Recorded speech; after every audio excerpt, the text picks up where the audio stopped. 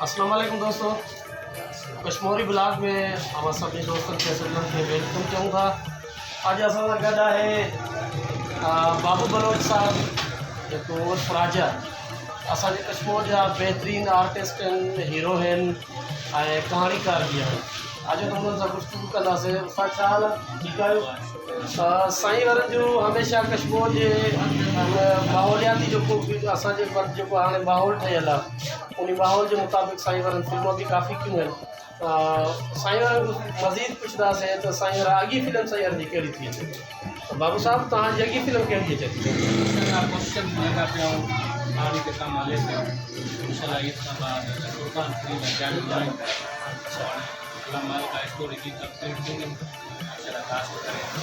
ईद ते तव्हां कहिड़ो तोहफ़ो ॾियणु चाहियो था कश्मीर वासियुनि खे?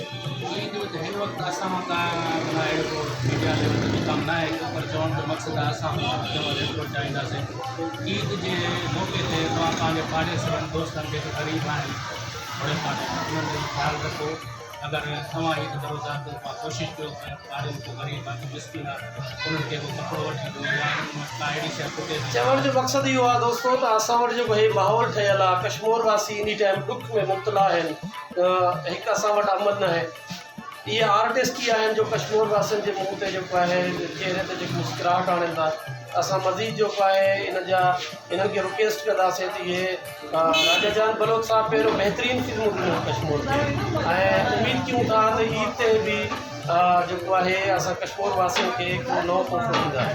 असां इन टाइम वेठा आहियूं, असांजो दोस्त आहे सरदार शौकत शेख साहब जेको शेखनि जो सरदार आहे ऐं उन्हनि जो सैलून आहे, उन्हनि ते वेठा आहियूं। सरदार साहब करे शेख साहब जो ही मामा सैलून आहे जंहिं ते असां बि थोरो डेंटिंग पेंटिंग कराइण ईंदा आहियूं।